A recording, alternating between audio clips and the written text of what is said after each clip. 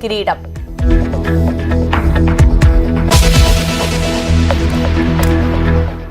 വിശദമായി നോക്കാം. തിരുവനന്തപുരം നഗരത്തിലെ കുടിവെള്ള പ്രശ്നം ഭാഗികമായി പരിഹരിച്ചു. രാത്രിയോടെ പമ്പിംഗ് തുടങ്ങി ഉച്ചയോടെ പൂർണ്ണതോതിൽ കുടിവെള്ളമെത്തും. വിദ്യാഭ്യാസ സ്ഥാപനങ്ങൾക്ക് അവധിയാണ്. തിരുവനന്തപുരം നഗരസഭാ പരിധിയിലുള്ള വിദ്യാഭ്യാസ സ്ഥാപനങ്ങൾക്കാണ് അവധി. പ്രൊഫഷണൽ കോളേജുകൾ ഉൾപ്പെടെയുള്ള വിദ്യാഭ്യാസ സ്ഥാപനങ്ങൾക്ക് അവധി ബാധകമാണ്. സാങ്കേതിക വിദ്യാഭ്യാസ വകുപ്പിന്റെ കീഴിലുള്ള കോളേജുകളിൽ നടക്കുന്ന പ്രവേശന നടപടികൾക്ക് മാറ്റമില്ല. തിരുവനന്തപുരത്ത് ജലവിതരണം അനുഭവ സമ്പത്തില്ലാത്ത ഉദ്യോഗസ്ഥർ ചെയ്യുന്നതിനാലാണ് ജലവിതരണം തടസ്സപ്പെടുന്നതെന്ന് വി.കെ. പ്രശാന്ത് എം.എൽ.എ. ജലവിതരണത്തിൽ വീഴ്ചയുണ്ടായിട്ടുണ്ട്. കുറ്റക്കാരായ ഉദ്യോഗസ്ഥരെ മാറ്റണമെന്നാവശ്യപ്പെട്ട് മന്ത്രിക്ക് പരാതി നൽകുമെന്നും വി.കെ. പ്രശാന്ത് പറഞ്ഞു. അരുവിക്കരയിലെ മാത്രം പ്രശ്നത്തിന് നഗരം മുഴുവൻ കുടിവെള്ളം കിട്ടാതിരിക്കേണ്ട അവസ്ഥയില്ല. ജനങ്ങൾക്ക് മുൻകരുതലിന് സമയം നൽകിയില്ല എന്നും എം.എൽ.എ.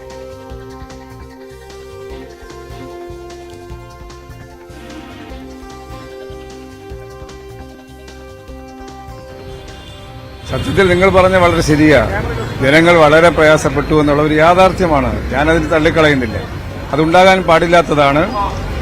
കൂടുതൽ ഗൌരവമായി അത് ഗവൺമെന്റ് കാണുകയാണ്. അതിനനുസരിച്ചുള്ള ആവശ്യമായ കാര്യങ്ങളിലേക്ക് തന്നെ ഗവൺമെന്റ് മുന്നോട്ട് പോകും. ഇത്തരം സംഭവങ്ങൾ ആവർത്തിക്കാതിരിക്കാൻ കർശനമായിട്ടുള്ള നടപടിയും നിർദ്ദേശവും ഇതുമായി ബന്ധപ്പെട്ട് ഗവൺമെന്റ് നൽകുമെന്നുള്ള കാര്യം ഉറപ്പാണ്. ഇന്നലെ രാത്രി മുതൽ പമ്പിംഗ് ആരംഭിച്ചു. താഴ്ന്ന പ്രദേശങ്ങൾ വെള്ളമെത്തി തുടങ്ങി. ഉയർന്ന പ്രദേശങ്ങൾ കുറച്ചുകൂടെ സമയമെടുക്കും. എന്തായാലും ആ വിഷയം പരിഹരിക്കാൻ ആത്മാർത്ഥമായിട്ടുള്ള പരിശ്രമമാണ് നടത്തുന്നത്. ഓരോ സംഭവം ഉണ്ടാകുമ്പോഴാണല്ലോ പുതിയ പുതിയ അനുഭവങ്ങൾ വരുന്നത്. അതാണ് ഞാൻ പറഞ്ഞത്. ഇനി നമുക്ക് അത്തരം വിഷയങ്ങൾ ആവർത്തിക്കാതിരിക്കാൻ കൂടുതൽ ശ്രദ്ധ ഉണ്ടാകുമെന്നുള്ള കാര്യം ഉറപ്പാണ്. ഇതിപ്പോൾ കോർപ്പറേഷനും ജലവിഭവ വകുപ്പും തമ്മിലുള്ള ഒരു ആരോപണ പ്രത്യാരോപണ കാര്യങ്ങൾ ഞാൻ അങ്ങനെ കാണുന്നില്ല. പരിമിതികൾ ചില സംഭവങ്ങൾ കണ്ടു. ആ പരിമിതികൾ പല കാരണങ്ങളും ഉണ്ടെന്ന് ന്യായീകരണമാണ് അവർ പറഞ്ഞത്. അതെല്ലാം നമ്മുടെ ഒരു ഭൂമിശാസ്ത്രവും സാഹചര്യവും എല്ലാം നമുക്കറിയാമല്ലോ. അതിലൂടെ ഉണ്ടാകുന്ന ചില വിഷമതകളാണ്. എന്തായാലും അത് ഉണ്ടാകാൻ പാടില്ലാത്തതാണ് എന്നുള്ള അഭിപ്രായമാണ്. മറ്റൊരു കാര്യം, ഈ റേഷൻ കാർഡ് മസ്റ്ററിംഗ് ഒക്ടോബർ 30 പൂർത്തിയാക്കണമെന്നുള്ള നിർദ്ദേശം കേന്ദ്ര ഗവൺമെന്റിന്റെ കർശനമായ നിർദ്ദേശമാണ്. മസ്റ്ററിംഗ് പൂർത്തിയാക്കിയില്ലെങ്കിൽ അരി നൽകില്ല എന്ന കത്തൂടെ വന്നിരിക്കുകയാണ്. അപ്പോൾ നമുക്കത് പരമാവധി വിഷമതകളില്ലാതെ പരിഹരിക്കാനുള്ള നടപടിയാണ് ഗവൺമെന്റ് ആലോചിച്ചത്. സെർവറിന്റെ ശേഷി വർദ്ധിപ്പിക്കാതെ റേഷൻ വിതരണവും മസ്റ്ററിംഗും ഒരുമിച്ച് നടന്നില്ല. അതുകൊണ്ടാണ് ഓണ സമയത്തൊന്നും ഇത് ചെയ്യാത്തത്. ഓണക്കാലം കഴിഞ്ഞ് കുറച്ച് തിരക്ക് കുറയുന്ന സമയമാണ്. നമ്മുടെ ഓണവുമായി ബന്ധപ്പെട്ട് ഈ മാസത്തെ അരി 14-ാം തീയതിക്കുള്ളിൽ മഹാഭൂരിപക്ഷം പേര് വാങ്ങിയെടുക്കും. അപ്പോൾ അത്തരം തിരക്ക് ഓണം കഴിഞ്ഞത് ആരംഭിക്കുമ്പോൾ ഉണ്ടാകില്ല. അത്തരം ഒരു സാഹചര്യം സാധാരണ കിട്ടുന്നതല്ല. ഓണമായതുകൊണ്ടാണ് നമുക്ക് അങ്ങനെ ഒരു സൗകര്യം കിട്ടുന്നത്. അതുകൂടെ കണക്കിലെടുത്തുകൊണ്ടാണ് ഈ രീതിയിൽ ക്രമീകരിക്കാൻ ഉദ്ദേശിച്ചത്. എം.എൽ.എ. ഇന്നലെ തന്നെ വലിയ വിമർശനം ഉന്നയിച്ചിരുന്നു. എന്താ പരാതിയുമായിട്ട് പോവുകയാണോ? അങ്ങനെയാണോ?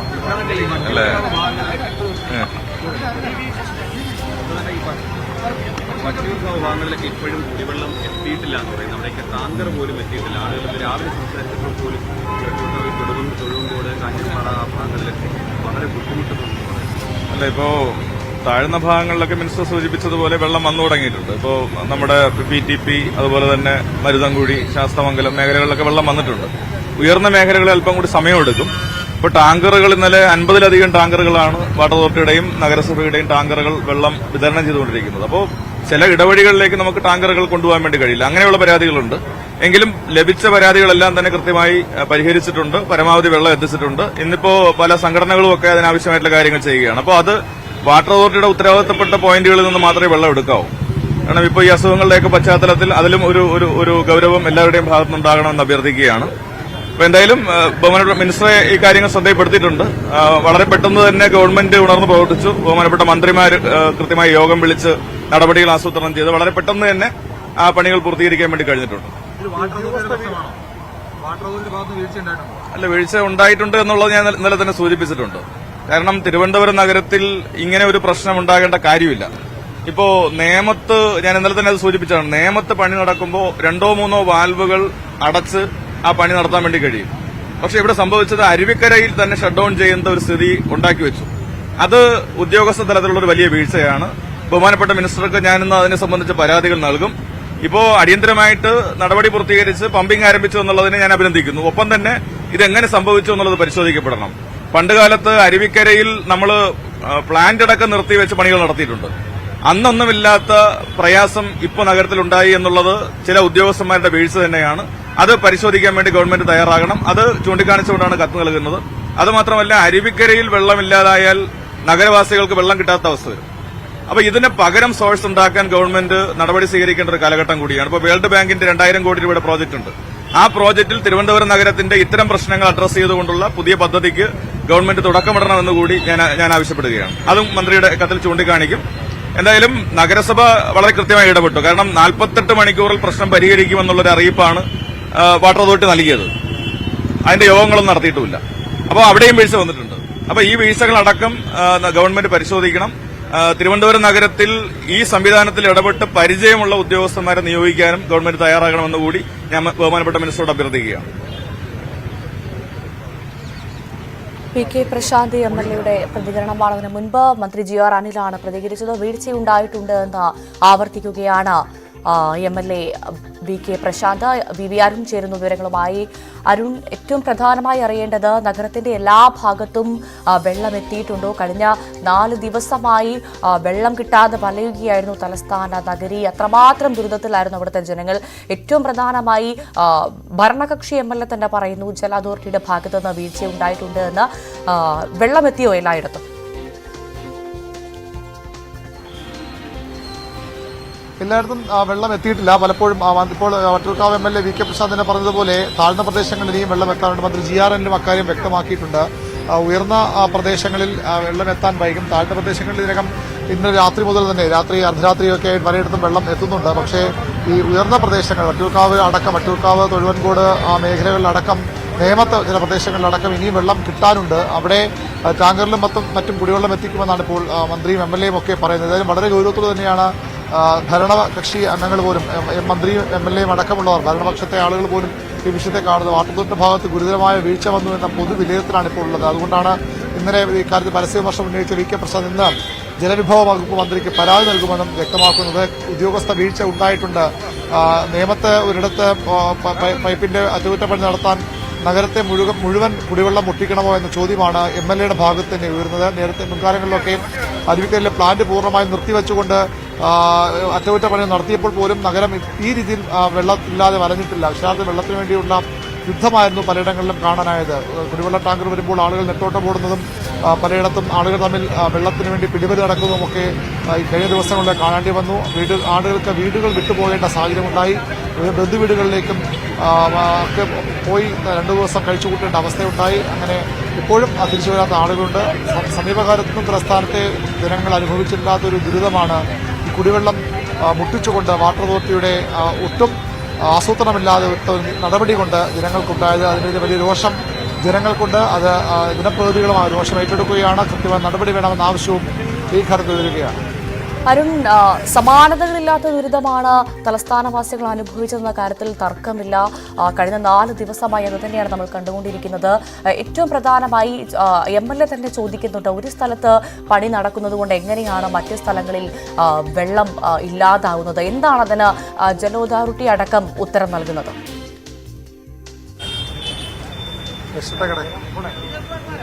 അതുതന്നെയാണ് വാട്ടർ അതോറിറ്റിയാണ് പറയേണ്ടത് കൃത്യമായ മറുപടി. അതാണ് MLA അടക്കമുള്ളവർ ചോദിക്കുന്നതും.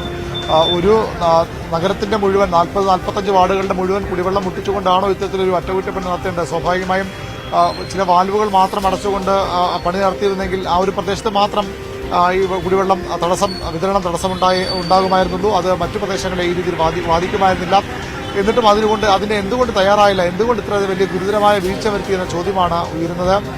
സ്വാഭാവികമായും MLAയുടെ പരാതിയിലുമൊക്കെ കൃത്യ നടപടി ഉണ്ടാകുമെന്ന് പ്രതീക്ഷിക്കാം. അതിനപ്പുറത്തേക്ക് VK പ്രസാദ് MLA പറഞ്ഞതുപോലെ ഇത് ഒരു ശാശ്വത പരിഹാരം വേണം. ഇത്തരം സംഭവം ഉണ്ടാകുമ്പോൾ ബദൽ സംവിധാനങ്ങൾ, പകരം മാർഗങ്ങൾ വേണം. വേൾഡ് ബാങ്കിന്റെ അടക്കം പ്രോജക്റ്റ് ഇപ്പോൾ സർക്കാരിന് മുന്നിലുണ്ട്. അത് എത്രയും വേഗം നടപ്പാക്കുക എന്നൊരു പരിഹാര മാർഗമാണ്.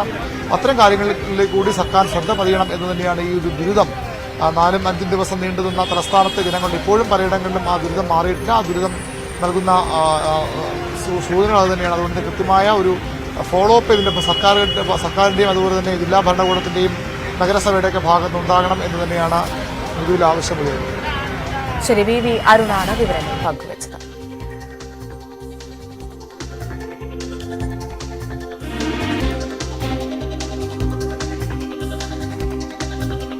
തലസ്ഥാന ജില്ലയിൽ ഭാഗികമായി വെള്ളം എത്തിയിരിക്കുന്നു.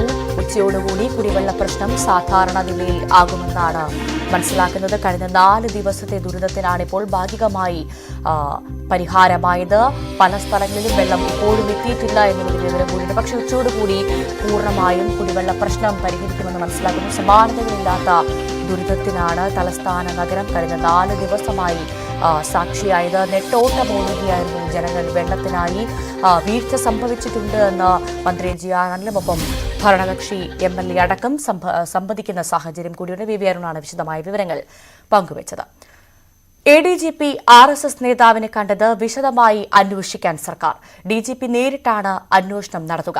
വീഴ്ചയുണ്ടെങ്കിൽ ADGPക്കെതിരെ നടപടിയുണ്ടാകും. വി വിനോദ് ചേരുന്നു കൂടുതൽ വിവരങ്ങളുമായി. വിനോദ്, അങ്ങനെ അന്വേഷണം പ്രഖ്യാപിച്ചിരിക്കുകയാണ്. അന്വേഷിക്കും എന്നുള്ള കാര്യത്തിലേക്ക് തീരുമാനം എത്തിയിരിക്കുകയാണ് സർക്കാർ. ADGP RSS നേതാവിനെ കണ്ടതിൽ വീഴ്ചയുണ്ടെങ്കിൽ നടപടി എടുക്കുമെന്നാണ് മനസ്സിലാക്കുന്നത്. ഇതിനാണ് ഏറ്റവും പുതിയ വിശദാംശങ്ങൾ.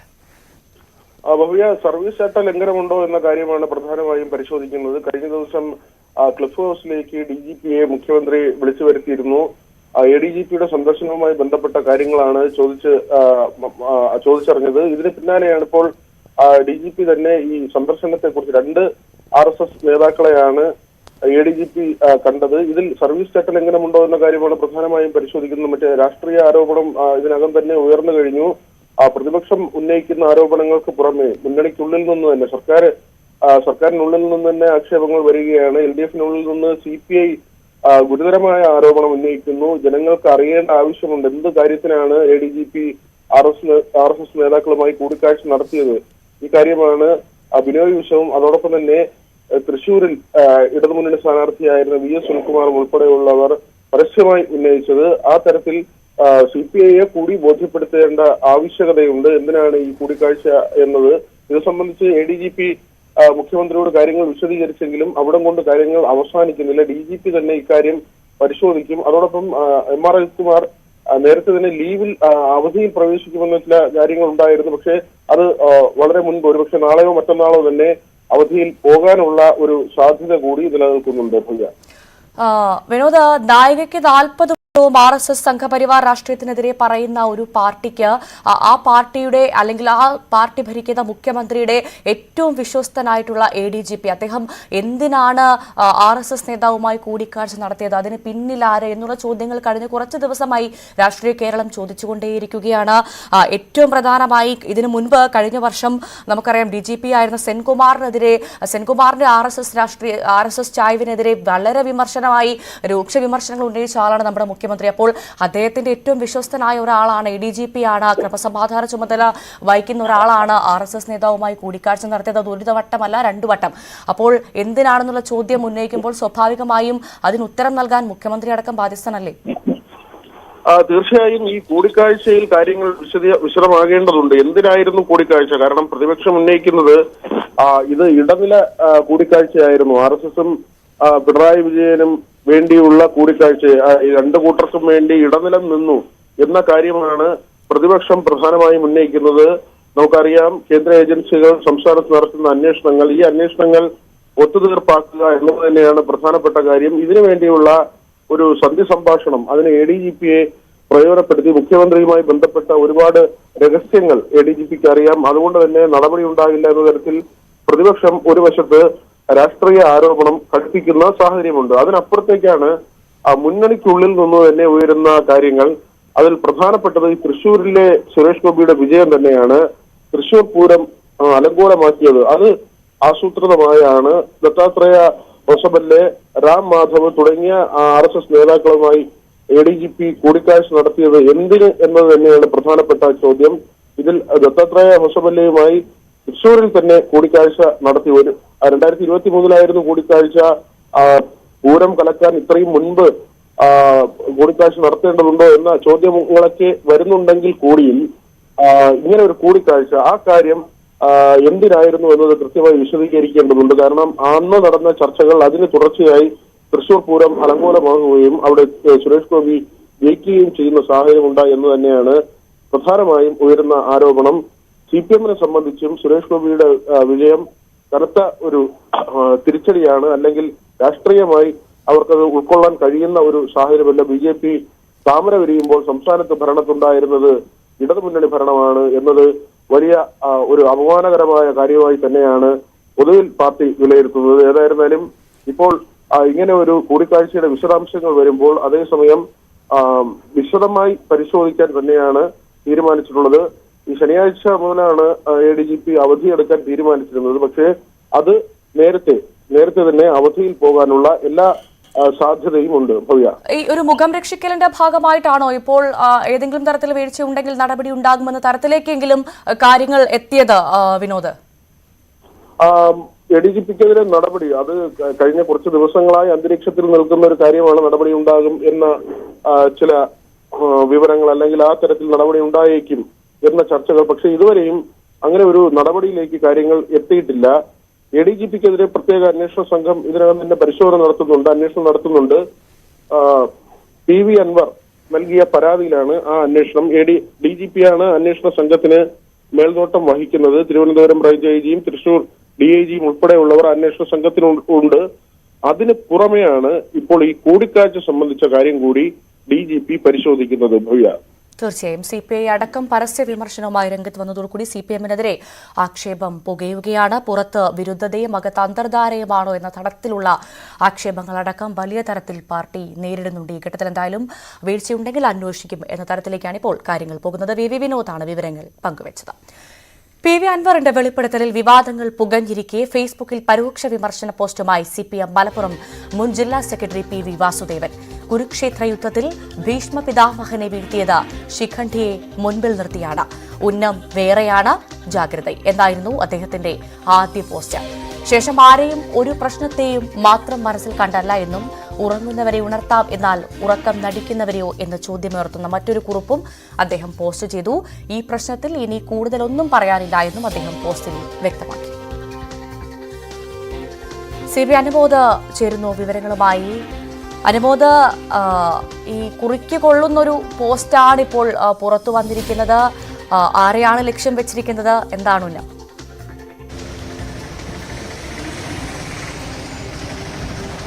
ഭവ്യ, നമുക്കറിയാം മലപ്പുറം ജില്ലയിൽ PV അൻവറിന്റെ ആ നടപടികൾക്കെതിരെ പാർട്ടിക്കുള്ളിൽ വലിയ വിമർശനം ഉയരുന്നുണ്ട്. പക്ഷെ അതൊരു പ്രത്യക്ഷമായിട്ടുള്ള ഒരു പ്രതികരണത്തിലേക്ക് എത്തുന്ന സാഹചര്യമില്ല. കാരണം അദ്ദേഹം ഒരു സ്വതന്ത്ര MLA ആണ്. അതുകൊണ്ട് തന്നെ അദ്ദേഹം പാർട്ടിയുടെ നിയന്ത്രണത്തിലല്ല എന്ന് MV ഗോവിന്ദനടക്കമുള്ള മുതിർന്ന നേതാക്കൾ തന്നെ ഇതിനോടകം പലവട്ടം ആവർത്തിച്ചു കഴിഞ്ഞ കാര്യമാണ്. പക്ഷേ അൻവർ ഉണ്ടാക്കുന്ന ഈ ഒരു പ്രശ്നങ്ങൾ അത് പാർട്ടിയിൽ മുഴുവൻ സ്വീകാര്യമല്ല, പാർട്ടിയെ പ്രതിസന്ധിയിലാക്കുന്നു എന്ന് വ്യക്തമാണ്. അത് സൂചിപ്പിക്കുന്നതാണ് മുൻ ജില്ലാ സെക്രട്ടറി PP വാസുദേവന്റെ ഈ ഫേസ്ബുക്ക് പോസ്റ്റ്. ആ ശിഖണ്ഡിയെ മുൻനിർത്തി യുദ്ധം ചെയ്യുന്നത് ആരെ വീഴ്ത്താനാണ് എന്ന ചോദ്യം, അതിന്റെ ലക്ഷ്യം എന്താണെന്ന ചോദ്യമൊക്കെ നമുക്ക് പ്രത്യക്ഷത്തിൽ അതൊരു പുരാണമായ സംഭവമാണെന്ന് തോന്നുമെങ്കിലും ഈ ഒരു രാഷ്ട്രീയ സാഹചര്യത്തിൽ അത് കൃത്യമായിട്ട് മനസ്സിലാക്കാൻ കഴിയുന്ന കാര്യമാണ്. ഇത് നിവൃത്തികേട് കൊണ്ടാണ് പാർട്ടി സഖാക്കൾ മിണ്ടാതിരിക്കുന്നത്. നമുക്ക് പറയാതെ അറിയുന്ന പല കാര്യങ്ങളും അതിലുണ്ട്. ഈ പാർട്ടിയിലെ ഉന്നത നേതാക്കൾ പലരും നിലവിലെ സാഹചര്യത്തിൽ മൗനം ദീക്ഷിക്കുകയാണ്. കാരണം PV അൻവറിനെതിരെ പ്രത്യക്ഷത്തിൽ അത്തരത്തിലൊരു വിമർശനത്തിലേക്ക് പോകാൻ ഇപ്പോൾ കഴിയുകയില്ല.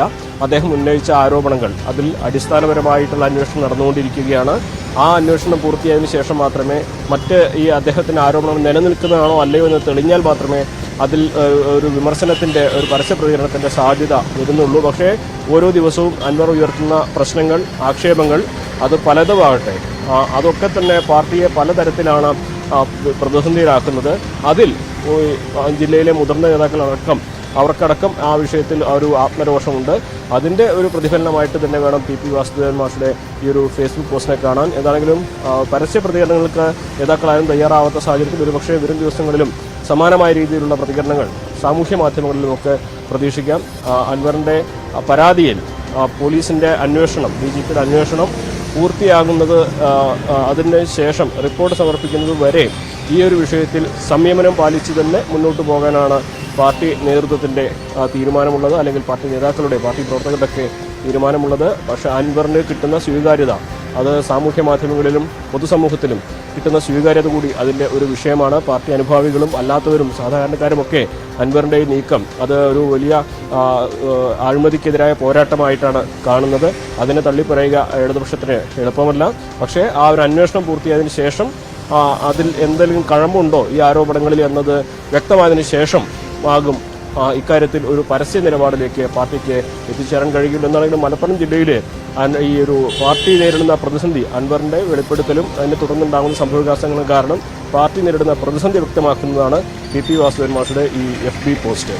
ഭവ്യ, വളരെ വ്യക്തമാണ്. CV അനുമോദാണ് വിശദവിവരങ്ങൾ പങ്കുവച്ചത്. അനുവാദമില്ലാതെ നിർമ്മിച്ചു എന്ന ആക്ഷേപം ഉന്നയിച്ച മലപ്പുറം കോട്ടക്കൽ പോലീസ് സ്റ്റേഷനിലെ കെട്ടിടം PV അൻവർ MLA സന്ദർശിച്ചു. സർക്കാർ അനുമതിയില്ലാതെ കോട്ടക്കൽ പോലീസ് സ്റ്റേഷന്റെ വളപ്പിൽ കെട്ടിടം നിർമ്മിച്ചു, വ്യാപക പണപ്പിരിവ് നടത്തിയെന്ന ആക്ഷേപമാണ് മുൻ SP സുജിത് ദാസിനെതിരെ PV അൻവർ ഉയർത്തുന്നത്. പോലീസ് സ്റ്റേഷനിലെത്തി അൻവർ കെട്ടിടം പരിശോധിച്ചു. കോട്ടക്കൽ പോലീസ് സ്റ്റേഷന്റെ വളപ്പിലാണ് മെസ്കം കോൺഫറൻസ് ഹാൾ നിർമ്മിച്ചത്. 2021 ജൂലൈ 7-ന് സുജിത് ദാസാണ് കെട്ടിടം ഉദ്ഘാടനം ചെയ്തത്. സർക്കാർ അനുമതിയില്ലാതെയാണ് കെട്ടിടം നിർമ്മിച്ചതെന്നാണ് പ്രധാന ആരോപണം. കെട്ടിടം കാണാനും രേഖകൾ പരിശോധിക്കാനുമായാണ് PV Anwar MLA Kottakkal police സ്റ്റേഷനിൽ എത്തിയത്. എന്നാൽ ചുമതലപ്പെട്ട ഉദ്യോഗസ്ഥരില്ലാത്തതിനാൽ രേഖകൾ പരിശോധിക്കാൻ കഴിഞ്ഞില്ല. കെട്ടിട നിർമ്മാണത്തിനായി സുജിത് ദാസ് വ്യാപകമായി പണപ്പിരിവ് നടത്തിയിട്ടുണ്ടെന്നും ഇതിലൂടെ വൻ അഴിമതി നടന്നെന്നും അൻവർ MLA പറഞ്ഞു. ഈ നിർമ്മിച്ചിരിക്കുന്ന കെട്ടിടം ഞാൻ മനസ്സിലാക്കുന്നത് ഗവൺമെന്റിന്റെ ഒരു അനുമതിയും ഇതിനില്ല. വലിയ പണപ്പിരിവ് നടത്തിയിരിക്കുന്നു ഈ പരിസര പ്രദേശത്തെ വ്യാപാരികളോട്. ഈ നാട് നീളെ കോടിക്കണക്കിന് രൂപ പിരിച്ചെടുത്തത് പോക്കറ്റിലാക്കാൻ ഉണ്ടാക്കിയ മറ്റൊരു പദ്ധതിയാണ് ഈ കാണുന്ന ഈ 2 മുറി ബിൽഡിംഗ്. ഇങ്ങനൊരു വൻ അഴിമതി പണമുണ്ടാക്കാനായിട്ട് SP-യുടെ ഭാഗത്തുനിന്നുണ്ടായിട്ടുണ്ട്. എന്റെ അന്വേഷണത്തിൽ ആ തരത്തിലുള്ള സർക്കാരിന്റെ ഒരു ഫണ്ടോ പെർമിറ്റോ ഒന്നുമില്ല. അപ്പോ ആ ബോർഡ് നിങ്ങൾ വായിച്ചിട്ടുണ്ടാവും, ഒരു ഫലകം അവിടെ സ്ഥാപിച്ചിട്ടുണ്ട്. അതിൽ നിന്ന് സൂചനയാണ്. മെസ്കം കോൺഫറൻസ് ഹാളിന് നഗരസഭ നമ്പർ നൽകിയിട്ടില്ല. കെട്ടിടം നിർമ്മിച്ച കരാറുകാരന്റെയോ കമ്പനിയുടെയോ പേരില്ല. ASI നിർമ്മാണ മേൽനോട്ടം നടത്തിയെന്നാണ് ശിലാഫലകത്തിലുള്ളത്. ഇത് അനധികൃതമായി നിർമ്മിച്ചതാണെന്ന് അൻവർ ആവർത്തിച്ചു. പ്രത്യേക അന്വേഷണ സംഘം ഈ കെട്ടിട നിർമ്മാണം കൂടി അന്വേഷിക്കണമെന്നും അൻവർ ആവശ്യപ്പെട്ടു. ADGP MR അജിത് കുമാറിനെ സർവീസിൽ നിന്നും പിരിച്ചുവിട്ട് സർക്കാർ ജയിലിലേക്ക് അയക്കുമെന്നാണ് പ്രതീക്ഷയെന്നും അൻവർ. അദ്ദേഹത്തിന്റെ സസ്പെൻഷനല്ല ഞാൻ പ്രതീക്ഷിക്കുന്നത്, അദ്ദേഹത്തിന്റെ ഡിസ്മിസലും അതിൽ നിന്ന് പിന്നീട് ജയിലിലേക്കുള്ള യാത്രയാണ് ഞാൻ പ്രതീക്ഷിക്കുന്നത്. സസ്പെൻഷൻ എന്താ, അത് ഏത് നിമിഷവും ആർക്കും കിട്ടാവുന്ന ഒരു കാര്യമാണ്. അതിലേ ഇത് അവസാനിക്കുള്ളൂ. ഉപ്പ് തിന്നവൻ വെള്ളം കുടിച്ചിരിക്കും, കുടിക്കുക മാത്രമല്ല അവനത് ഛർദ്ദിക്കും ചെയ്യും. യാതൊരു തർക്കവും നിങ്ങൾ കരുതണ്ട. കളക്ടർക്ക് മുൻപിൽ അപേക്ഷിച്ച തോക്കിന് ഉടൻ ലൈസൻസ് ലഭിക്കുമെന്നാണ് പ്രതീക്ഷയെന്നും അൻവർ MLA കൂട്ടിച്ചേർത്തു. ഗണ്ണില്ലാതെ ഈ ഗണ്ണുകളായിട്ട് മുട്ടാൻ പറ്റില്ലല്ലോ, അറിയാലോ. നമ്മളെ ഞെക്കാൻ വരുന്നവന്റെ അടുത്ത് ഒരുത്തനെങ്കിലും തിരിച്ചു കൊടുക്കാലോ, അത്ര ഉദ്ദേശിച്ചിട്ടുള്ളൂ. ന്യൂസ് 18 മലപ്പുറം. മലപ്പുറത്ത് കാണാതായ വിഷ്ണുജിത്തിനായുള്ള അന്വേഷണം ഊർജിതം. വിഷ്ണുജിത്ത് പാലക്കാട് KSRTC ബസ് സ്റ്റാൻഡിലെത്തിയ CCTV ദൃശ്യങ്ങൾ ലഭിച്ചു.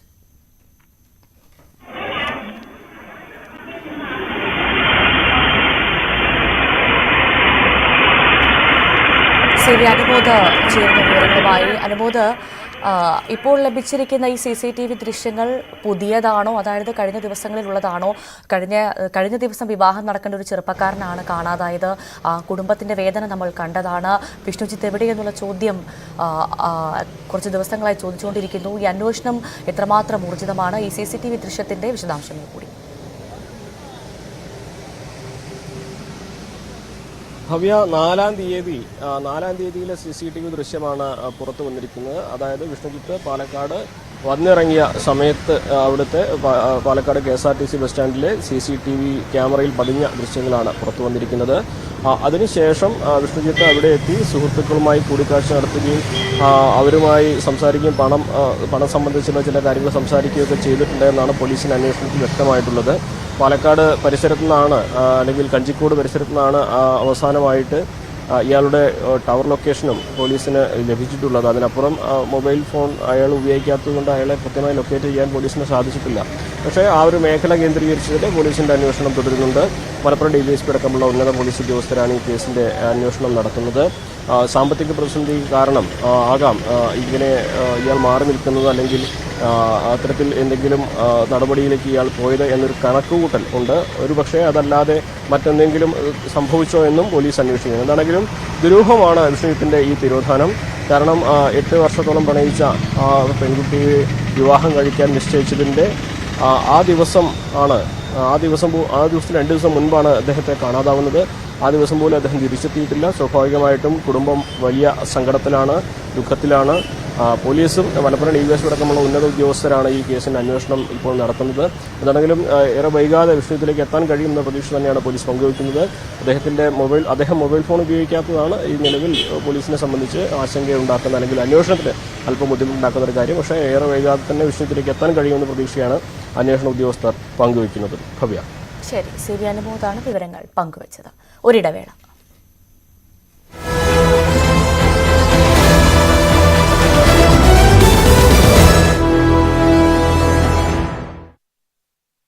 ഇന്ന് ഉച്ചയോടെ കുടിവെള്ള വിതരണം പൂർണ്ണമായും എല്ലാ വീടുകളിലേക്കും സാധാരണ നിലയിലാകുമെന്ന പ്രതീക്ഷയാണ് ഇപ്പോൾ വാട്ടർ അതോറിറ്റി പങ്കുവയ്ക്കുന്നത്. ഇന്നലെയൊക്കെ വലിയ കുടിവെള്ളക്ഷാമം ഉണ്ടായിരുന്ന മേഖലയാണ് ആറ്റുകാൽ.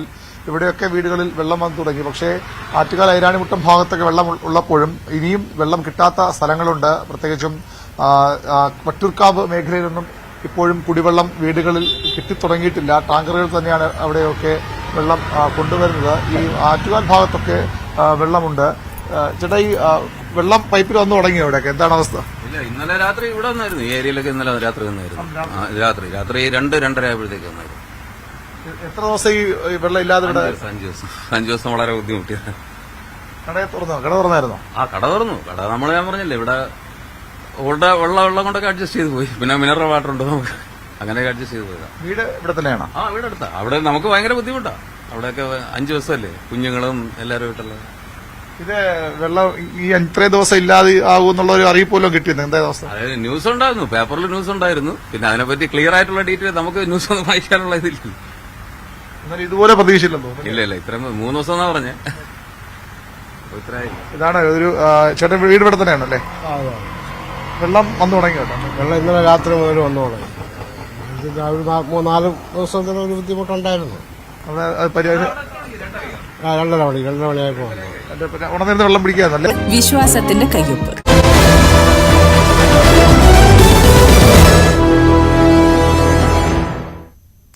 തിരികെ വാർത്തയിലേക്ക്. നടന്മാർക്കെതിരായ ലൈംഗികാരോപണ കേസിൽ പ്രത്യേക അന്വേഷണ സംഘം ഇന്ന് യോഗം ചേരും. മുകേഷ് അടക്കമുള്ളവരെ ചോദ്യം ചെയ്യുന്നതിൽ തീരുമാനമുണ്ടാകും. മുകേഷിന്റെ മുൻകൂർ ജാമ്യത്തിനെതിരെ സർക്കാർ അപ്പീൽ പോകില്ല.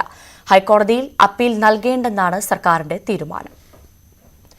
നവമി ദിനേശ് ചേരുന്നു കൂടുതൽ വിവരങ്ങളുമായി. നവമി, ഈ മുകേഷിന്റെ മുൻകൂർ ജാമ്യത്തിനെതിരെ സർക്കാർ അപ്പീൽ പോകില്ല എന്നുള്ള വിവരങ്ങളാണ് പുറത്തുവരുന്നത്. ഇരയ്ക്കൊപ്പമാണോ വേട്ടക്കാരനൊപ്പമാണോ സർക്കാർ എന്ന് ചോദിച്ചാൽ ഈ ഒരു ഘട്ടത്തിൽ വേട്ടക്കാർക്കൊപ്പമാണോ സർക്കാർ എന്ന് സംശയിച്ചു പോകുന്ന സാഹചര്യമാണ്. അത്രമാത്രം ഏതറ്റം വരെ പോയും മുകേഷിനെ സംരക്ഷിക്കും അല്ലെങ്കിൽ വേട്ടക്കാരനെ സംരക്ഷിക്കുമെന്ന നിലപാടിലേക്കാണോ സർക്കാർ ഇപ്പോൾ കടന്നു പോകുന്നത്?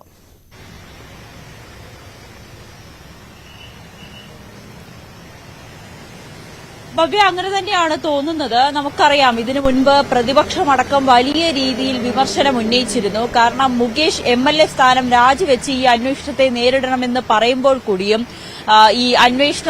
ഈ സർക്കാർ അതിനോട് ഒട്ടും തന്നെ യോജിച്ചിരുന്നില്ല. സർക്കാർ പൂർണ്ണമായും മുകേഷിനെ പിന്തുണയ്ക്കുന്ന ഒരു നിലപാടായിരുന്നു ഇതിനോടകം തന്നെ എടുത്തിരുന്നത്.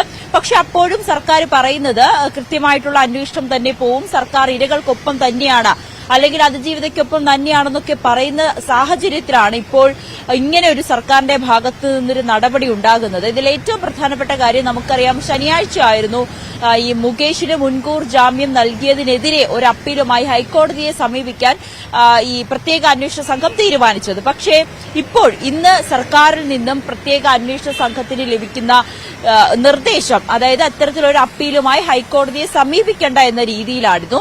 പ്രിൻസിപ്പൽ സെഷൻസ് കോടതിയായിരുന്നു മുകേഷിന് മുൻകൂർ ജാമ്യം നൽകിയിരുന്നത്. അതിലേറ്റവും പ്രധാനപ്പെട്ട കാര്യം പറയുന്നത്, ഇത് വർഷങ്ങൾ പഴക്കമുള്ള കേസായതിനാൽ ഇത് നിലനിൽക്കില്ല എന്നുള്ളൊരു കാര്യം ഈ ഒരു റിപ്പോർട്ടിൽ സൂചിപ്പിച്ചിരുന്നു. ജഡ്ജി അന്ന് ഉത്തരവിൽ കൂടി പറഞ്ഞിരുന്നു. പക്ഷേ അത് എത്ര പഴക്കമുണ്ടായാൽ കൂടിയും പീഡന പരാതി അത് അങ്ങനെ തന്നെ നിലനിൽക്കുമെന്ന് കൂടി അന്വേഷണ സംഘം വ്യക്തമാക്കിക്കൊണ്ടുള്ള ഒരു വിശദമായിട്ടുള്ള ഒരു അപ്പീലിനായിരുന്നു ഹൈക്കോടതിയെ സമീപിക്കാൻ തീരുമാനിച്ചിരുന്നത്. പക്ഷേ എന്തായാലും സർക്കാർ തന്നെ ഇതിനൊരു എതിർപ്പുമായി എത്തിയിരിക്കുന്ന സാഹചര്യത്തിൽ ഇനി അന്വേഷണ സംഘം ഏത് രീതിയിലായിരിക്കും മുന്നോട്ട് പോകുക, ഈ തെളിവുകളടക്കം നശിപ്പിക്കാനുള്ളൊരു സാധ്യതയുണ്ട്. കാരണം മുകേഷ് ഇപ്പോഴും പൊതുസമൂഹത്തിന് മുന്നിലുണ്ട്. അങ്ങനെയാണെങ്കിൽ ഈ ഒരു കേസുമായി ബന്ധപ്പെട്ട തെളിവുകൾ നശിപ്പിക്കാൻ മുകേഷിനെ കൊണ്ട് കഴിയും എന്നുള്ളൊരു ആശങ്ക കൂടി അന്വേഷണ സംഘം പങ്കുവയ്ക്കുന്നുണ്ട്. അങ്ങനെയാണെങ്കിൽ ചോദ്യം ചെയ്യലിനടക്കം വിളിപ്പിക്കുന്നതിൽ ചില ഒഴിവ് കഴിവുകൾ മുകേഷ് പറയാനും സാധ്യതയുണ്ട് എന്നുള്ളൊരു നിഗമനത്തിലാണ് അന്വേഷണ സംഘം. മറ്റൊരു കാര്യം, അങ്ങനെയാണെങ്കിൽ ഇടവേള ബാബുവിന് മുൻകൂർ ജാമ്യം നൽകിയിരുന്നു. അങ്ങനെയാണെങ്കിൽ ഇടവേള ബാബുവിന്റെ കാര്യത്തിലും മുൻകൂർ ജാമ്യം റദ്ദാക്കണമെന്നാവശ്യപ്പെട്ടുകൊണ്ട് ഹൈക്കോടതിയിൽ അപ്പീലിന് പോകേണ്ടതില്ല എന്നുള്ളൊരു തീരുമാനത്തിലായിരിക്കും പ്രത്യേക അന്വേഷണ സംഘം എത്തി നിൽക്കുക. കാരണം മുകേഷിന് കൊടുത്ത ഇളവ് അത് ഇടവേള ബാബുവിനും കൊടുക്കാനുള്ള ഒരു സാധ്യതയും നമുക്ക് തള്ളിക്കളയാൻ കഴിയില്ല. ഭവ്യ. തീർച്ചയായും നവമി, ഒരു കാര്യം കൂടി, നടന്മാർക്കെതിരായ ലൈംഗികാരോപണ കേസിൽ കൂടി ഇന്ന് പ്രത്യേക അന്വേഷണ സംഘത്തിന്റെ യോഗമുണ്ടെന്ന് മനസ്സിലാക്കുന്നു.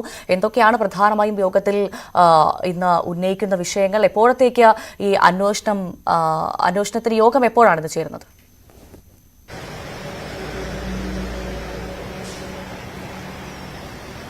ഭവ്യ, എന്തായാലും മുകേഷിന്റെ മുൻകൂർ ജാമ്യം നൽകുന്നതിനുള്ള ഒരു അപ്പീല് അതിന് സർക്കാർ എതിർപ്പ് പ്രകടിപ്പിച്ചൊരു സാഹചര്യത്തിൽ ഇന്നത്തെ യോഗം വളരെ പ്രധാനപ്പെട്ടതാണ്. അതിൽ തുടർ നടപടികൾ ഏത് വിധത്തിലാകണം എന്നുള്ളതിൽ ഇന്ന് തീരുമാനമുണ്ടാകും. അതിൽ ഏറ്റവും പ്രധാനപ്പെട്ട കാര്യം, ഈ അന്വേഷണത്തിന്റെ ഒന്നാം ഘട്ടം പൂർത്തിയായെന്ന് മുൻപ് തന്നെ പ്രത്യേക അന്വേഷണ സംഘം മാധ്യമങ്ങൾക്ക് മുന്നിൽ വ്യക്തമാക്കിയിരുന്നു. അങ്ങനെയാണെങ്കിൽ രണ്ടാം ഘട്ടത്തിൽ അത് ഏത് രീതിയിലേക്ക് മുന്നോട്ട് പോകണം, തെളിവുകൾ ശേഖരിക്കണം, കൂടുതൽ രഹസ്യമൊഴികൾ രേഖപ്പെടുത്തേണ്ടതുണ്ട്, അതോടൊപ്പം തന്നെ ഈ പ്രതികളെ ചോദ്യം ചെയ്യേണ്ടതുണ്ട്. ഇതടക്കമുള്ള കാര്യങ്ങൾ മുകേഷിനെ, ഇടവേള ബാബുവിനെ അടക്കം വിളിച്ചു വരുത്തി ചോദ്യം ചെയ്യേണ്ട കാര്യങ്ങളുണ്ട്. ഇതും ഒക്കെ ഏത് രീതിയിലാകണം ഇനി മുന്നോട്ട് കൊണ്ടുപോകുക എന്നതായിരിക്കും ഇന്ന് ചേരുന്ന പ്രത്യേക അന്വേഷണ സംഘത്തിന്റെ യോഗത്തിൽ വിലയിരുത്തുന്നത്. എന്തായാലും നമുക്കറിയാം, ഇടവേള ബാബു, മുകേഷ്, സിദ്ദിഖ്, രഞ്ജിത്ത് അടക്കമുള്ള പ്രധാനപ്പെട്ട സിനിമാ താരങ്ങൾക്കെതിരെയാണ് ഇത്തരത്തിൽ ലൈംഗിക പരാതി വന്നിരിക്കുന്നത്. അതോടൊപ്പം തന്നെ നിവിൻ പോളിക്കെതിരായിട്ടുള്ള ബലാത്സംഗ കേസിൽ പെൺകുട്ടിയുടെ രഹസ്യമൊഴിയും ഇന്ന് രേഖപ്പെടുത്തുമെന്നാണ് നമുക്കറിയാൻ കഴിയുന്നത്. ഭവ്യ. തീർച്ചയായും അതാണ് സാഹചര്യം. നിവിൻ പോളിയുടെ ബലാത്സംഗ പരാതിയിൽ നടൻ നിവിൻ പോളിയുടെ പരാതിയിലും ഇന്ന് മൊഴിയെടുക്കും. കഴിഞ്ഞ ദിവസം നിവിൻ പോളി ഡിജിപിക്ക് പരാതി നൽകിയിരുന്നു. ആരോപണത്തിൽ ഗൂഢാലോചനയുണ്ടെന്നും യുവതിയെ കണ്ടിട്ടില്ല എന്നും ആരോപിക്കുന്ന സമയത്ത് താൻ ദുബായിൽ ഇല്ലായിരുന്നുവെന്നും വ്യക്തമാക്കിയാണ് പരാതി നൽകിയത്. നവമി ദിനേശാണ് വിവരങ്ങൾ പങ്കുവച്ചത്. ലോക്സഭാ തെരഞ്ഞെടുപ്പിനോടനുബന്ധിച്ച് വടകര മണ്ഡലത്തിൽ കാഫിർ സ്ക്രീൻഷോട്ട് പ്രചരിപ്പിച്ചതുമായി ബന്ധപ്പെട്ട കേസ് ഹൈക്കോടതി ഇന്ന് വീണ്ടും പരിഗണിക്കും. പരാതിക്കാരനെ വാദിയാക്കാത്തത് സംബന്ധിച്ച് കോടതി പോലീസിന്റെ വിശദീകരണം തേടിയിട്ടുണ്ട്. തന്റെ പേരിൽ വ്യാജ സ്ക്രീൻഷോട്ട് പ്രചരിപ്പിച്ചതിൽ ശരിയായ അന്വേഷണം വേണമെന്നാവശ്യപ്പെട്ട് MSF നേതാവ് മുഹമ്മദ് കാസിം നൽകിയ ഹർജിയിലായിരുന്നു ജസ്റ്റിസ് ബിച്ചു കുര്യൻ തോമസ് പോലീസിനോട് വിശദീകരണം തേടിയിട്ടുള്ളത്. ഒരിടവേള കൂടി.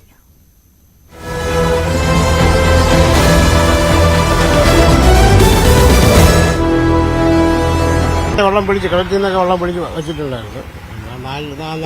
എങ്ങനെ പോയി? ഇതിനു മുമ്പ് ഇങ്ങനെ ഈ അടുത്തിങ്ങനെ ഉണ്ടായിട്ടുണ്ട് വെള്ളം? ഞാൻ ജനിച്ചതിന് ശേഷം ഇന്നുവരെ ഇങ്ങനെ ഒരു അനുഭവം ഉണ്ടായിട്ടില്ല.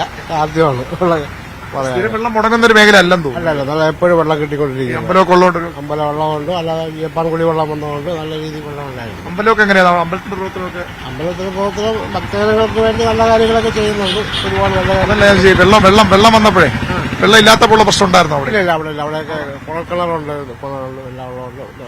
അങ്ങനെ ബുദ്ധിമുട്ടൊന്നുണ്ടായിട്ടില്ല. അതിൽ ആശ്വാസമായി. ഇത് ആറ്റുകാലുള്ള ആളുകളുടെ ഒരു ആശ്വാസമാണ്. അവർ വലിയ ആശ്വാസത്തിലാണ്. കാരണം 4 ദിവസം 5 ദിവസമൊക്കെ കുടിവെള്ളം കിട്ടാതെ പോകുന്ന ഒരു അവസ്ഥ ചിന്തിക്കാൻ പറ്റാത്തതാണ്. അദ്ദേഹം പറഞ്ഞു, അദ്ദേഹം ജനിച്ച ശേഷം ഇത്തരമൊരു ദുരവസ്ഥ ഇവിടെ ഉണ്ടായിട്ടില്ല എന്നാണ് അദ്ദേഹത്തിന്റെ പ്രതികരണം. ഇത് ഒരു മേഖലയിലെ മാത്രം പ്രശ്നമല്ല. നമുക്കറിയാം, സെക്രട്ടേറിയറ്റിൽ ഉൾപ്പെടെ പ്രവർത്തനത്തെ ബാധിച്ചിരുന്നു. 2 ദിവസം മുമ്പ് തന്നെ ഈ കുടിവെള്ള വിതരണം നിശ്ചലമായത്, അല്ലെങ്കിൽ അറ്റകുറ്റപ്പെട്ട ഭാഗമായി കുടിവെള്ളം ഇല്ലാതായത്, മറ്റു പല മേഖലകളിലും ആളുകൾ ഈ കുടിവെള്ളത്തിന് വേണ്ടി പിടിവലി കൂടുന്ന, ഒരുപക്ഷെ തമ്മിൽ അടിയിലേക്ക് പോകുന്ന അവസ്ഥ വരെ പലയിടത്തും നമ്മൾ കഴിഞ്ഞ ദിവസങ്ങളിലൊക്കെ കണ്ടതാണ്. അതിൽ നിന്നൊക്കെ ഒരു അല്പം അയവ് വരുന്നുണ്ട്. എന്നാൽ ഇപ്പോഴും ചില മേഖലകളിൽ പൂർണ്ണമായും കുടിവെള്ളം എത്തിത്തുടങ്ങിയിട്ടില്ല. ഇന്നലത്തെ രാത്രിയോടെ തന്നെ പമ്പിംഗ് ആരംഭിച്ചിട്ടുണ്ട്. പക്ഷേ ഇപ്പോഴും വട്ടിയൂർക്കാവ് ഉൾപ്പെടെയുള്ള മേഖലകളിൽ പ്രദേശങ്ങളിൽ കുടിവെള്ളം കിട്ടാത്ത അവസ്ഥയുണ്ട്. ഇന്നലത്തെ അതേ സാഹചര്യത്തിൽ ഉണ്ട്. വട്ടിയൂർക്കാവിൽ നേമം ഭാഗത്ത് വെള്ളം പൂർണ്ണതോതിൽ എത്തിയിട്ടില്ല. അവിടെയും ഈ പ്രശ്നങ്ങൾ ഇപ്പോഴും നിലനിൽക്കുന്നു. ഏതായാലും ഈ ഭാഗത്തുള്ളവർക്കൊക്കെ ഒരു ആശ്വാസമുണ്ട്. കാരണം ദാറ്റുകാൽ ക്ഷേത്രത്തിനടുത്തുള്ള പ്രദേശമാണ്. ഇവിടെയൊക്കെ വെള്ളം തുടങ്ങിയതിന്റെ ആശ്വാസത്തിലാണ് ഈ നാട്ടുകാർ ഇവിടെ.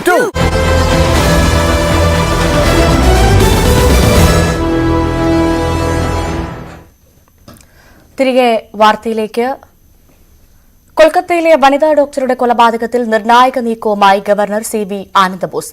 കൊൽക്കത്ത കമ്മീഷണറെ മാറ്റണമെന്നും അടിയന്തര മന്ത്രിസഭായോഗം വിളിക്കണമെന്നും ഗവർണർ CB ആനന്ദബോസ് മമതാ ബാനർജിയോട് ആവശ്യപ്പെട്ടു. സംഭവത്തിൽ സർക്കാരിന് പങ്ക് തള്ളിക്കളയാനാവില്ലെന്നാണ് ആനന്ദബോസിന്റെ നിലപാട്. വിവരങ്ങളുമായി സുബി വിശ്വനാഥൻ ചേരുന്നു.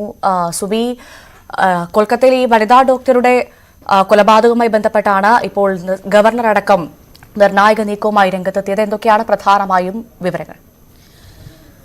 ഭവ്യ, കൊൽക്കത്തയിലെ വനിതാ ഡോക്ടറുടെ ബലാത്സംഗം ചെയ്ത് കൊലപ്പെടുത്തിയ സംഭവത്തിൽ നിർണായകമായ ഒരു നീക്കമാണ് ഇപ്പോൾ ഗവർണറുടെ ഭാഗത്തുനിന്ന് ഉണ്ടായിരിക്കുന്നത്. കൊൽക്കത്ത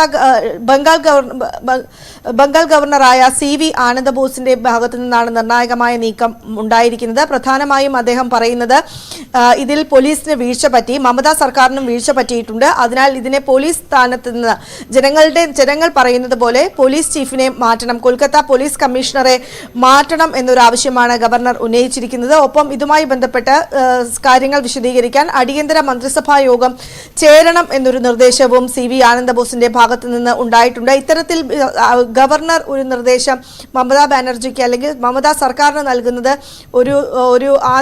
അല്ലെങ്കിൽ ഇത്തരത്തിലൊരു നിർദ്ദേശം വരുന്നത് സർവ്വസാധാരണമല്ല എന്ന നിഗമനമാണ് വരുന്നത്. ഏതായാലും ഇതിലൊരു നീക്കം ഇപ്പോൾ ഉണ്ടായിരിക്കുകയാണ്. പ്രധാനമായും പറയുന്നത് ഈ ഗവർണറെ പോലീസ് ചീഫിനെ മാറ്റണം എന്നൊരു ആവശ്യമാണ്. ഒപ്പം തന്നെ ഇതേ വിഷയം ഇന്ന് സുപ്രീം കോടതിയുടെ പരിഗണനയിലും വരുന്നുണ്ട്. സുപ്രീം കോടതി ചീഫ് ജസ്റ്റിസാണ് ഈ കേസ് പരിഗണിക്കുന്നത്. സ്വമേധയാ എടുത്ത കേസാണ് പരിഗണിക്കുന്നത്. പ്രത്യേകിച്ചും ഇതിന്റെ വാദം നടപടികൾ ഇനി പുരോഗമിക്കുകയും ചെയ്യും. ഭവ്യ, ശരി. സുബി വിശ്വനാഥനാണ് വിവരങ്ങൾ പങ്കുവച്ചത്. കൊൽക്കത്തയിലെ വനിതാ ഡോക്ടറെ ബലാത്സംഗം ചെയ്ത് കൊന്ന കേസിൽ സുപ്രീം കോടതിയിൽ ഇന്ന് വാദം തുടങ്ങും. സുപ്രീം കോടതി സ്വമേധയെടുത്ത കേസിലാണ് വാദം തുടങ്ങുന്നത്. കഴിഞ്ഞ ദിവസം നടന്ന വാദത്തിൽ അതിരൂക്ഷ വിമർശനം സുപ്രീം കോടതി ഉന്നയിച്ചിരുന്നു. കടുത്ത ആശങ്കയും അമർഷവുമാണ് കോടതി രേഖപ്പെടുത്തിയത്. ഡോക്ടർമാരുടെ സുരക്ഷ ഉറപ്പാക്കാൻ പ്രത്യേക ദൌത്യസംഘത്തിന് കോടതി രൂപം നൽകിയിരുന്നു. ബംഗാൾ സർക്കാരിനോടും CBIയോടും തൽസ്ഥിതി റിപ്പോർട്ടും കോടതി തേടിയിരുന്നു.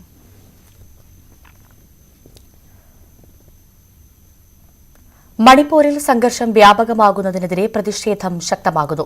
സ്ത്രീകളുടെ നേതൃത്വത്തിലുള്ള സംഘം പന്തം കൊളുത്തി പ്രതിഷേധിച്ചു. പ്രതിഷേധ പ്രകടനങ്ങൾക്ക് നേരെ ആക്രമണം നടന്നതായി വിവരമുണ്ട്. CRPF ക്യാമ്പിനു നേരെയും ആക്രമണമുണ്ട്.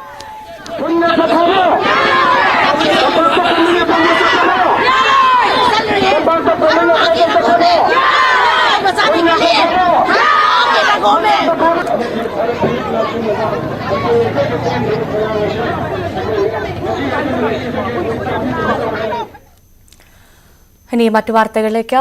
തിരുവോണം ഇങ്ങെത്തുന്നു. ഇന്ന് വിശാഖം.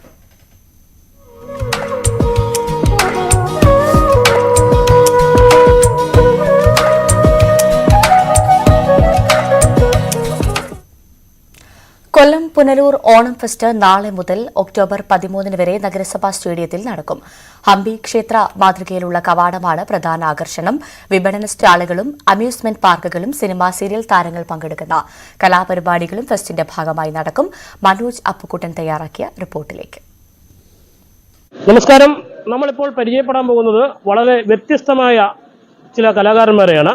പുനലൂരിന്റെ ഫെസ്റ്റിവല് 10-ാം തീയതി മുതൽ ആരംഭിക്കുകയാണ്. അതിന് മുന്നോടിയായി ഈ ഫെസ്റ്റിവലിന്റെ കവാടം തീർക്കുന്നത് ഹംപി ക്ഷേത്രത്തിന്റെ മാതൃകയിലുള്ള ഒരു കവാടമാണ് ഒരുക്കുന്നത്. സിനിമയിൽ വർക്ക് ചെയ്യുന്ന 30ഓളം കലാകാരന്മാരുടെ ഒരു കൂട്ടായ ശ്രമമാണ് ഈ ഹംപി ക്ഷേത്ര മാതൃകയിലുള്ള കവാടം. അതിന്റെ നിർമ്മാണ പ്രവർത്തികളാണ് ഇപ്പോൾ ഇവിടെ നടന്നുകൊണ്ടിരിക്കുന്നത്. ഇത് വളരെ തെർമോക്കോൾ അല്ലാത്ത മറ്റൊരു തരത്തിലുള്ള ഒരു വസ്തുവാണ്. ഇതിനകത്താണ് വളരെ സസൂക്ഷ്മമായി കത്തി കൊണ്ട് വരച്ച് കട്ട് ചെയ്ത് അതിമനോഹരമായ രീതിയിലാണ് ഇവരുടെ ഓരോ നിർമ്മാണ പ്രവർത്തനങ്ങളും ഇവർ നടത്തിക്കൊണ്ടിരിക്കുന്നത്. നമ്മൾ കണ്ടാൽ അത്ഭുതം തോന്നുന്ന നിലയിലുള്ള നിർമ്മാണമാണ്. ഇവിടെ വെച്ചിരിക്കുന്ന ഓരോ നിർമ്മാണത്തിൽ ഈ ചിത്രപ്പണികൾ കണ്ടാൽ നമുക്ക് അത്ഭുതം തോന്നും. ഇത് കല്ലിൽ കൊത്തിയത് അടുത്താണോ എന്ന് തന്നെ തോന്നുന്ന രീതിയിലുള്ള ചിത്രപ്പണികളാണ് നടന്നുകൊണ്ടിരിക്കുന്നത്. ഈ ചിത്രപ്പണികളൊക്കെ കണ്ടു കഴിഞ്ഞാൽ നമുക്ക് വളരെയധികം അത്ഭുതം തോന്നും. ജീവൻ തുടിക്കുന്ന ശില്പങ്ങളാണ് ഇവിടെ നിർമ്മിച്ചുകൊണ്ടിരിക്കുന്നത്. ഇപ്പോൾ ഇവിടെ പെയിന്റിംഗ് വർക്കുകളാണ് നടന്നുകൊണ്ടിരിക്കുന്നത്. ഇതിന് നേതൃത്വം നൽകുന്നത് നമ്മുടെ സിനിമയിലെ തന്നെ കലാസംവിധാനമായി വർക്ക് ചെയ്തിട്ടുള്ള ചേട്ടനാണ്. നമുക്ക് ചേട്ടൻ എന്ന് പരിചയപ്പെടാം. നമസ്കാരം. ന്യൂസൈറ്റിൽ നിന്നാണ്. എന്താണ് ചേട്ടൻ്റെ പേരെങ്ങനെയാണ്? എൻ്റെ പേര് സുനിൽ. സിനിമയിലെ കലാസംവിധാന സൈഡിലാണ് വർക്ക് ചെയ്യുന്നത്. അപ്പോൾ നമ്മളിപ്പോൾ ഈ ഹംപി ക്ഷേത്രത്തിന്റെ ആ മാതൃകയിലുള്ള ഒരു കവാടമാണ് നിങ്ങൾ പുനലൂർ തീർക്കുന്നത്. ഇത് എത്രത്തോളം റിസ്ക് പിടിച്ചതാണ്? നിങ്ങൾ എത്ര ദിവസം കൊണ്ടാണ് ഈ ജോലി ഇപ്പോൾ ഫിനിഷ് ആക്കിക്കൊണ്ടിരിക്കുന്നത്? ഇതൊരു 20 ദിവസത്തിന് മേലെയായിട്ടുണ്ട്. ഒരു 15ഓളം പേരുടെ അധ്വാനം അതിന്റെ പിന്നിലുണ്ട്. എന്ത് മെറ്റീരിയലാണ് ഇത് ഉപയോഗിച്ചുകൊണ്ടിരിക്കുന്നത്? ഇത് നമ്മൾ പൈപ്പ് ആണ് അതിന്റെ ഫ്രെയിം, ഇരുമ്പ് പൈപ്പ്, പിന്നെ ഫ്ലക്സ് ഉണ്ട്,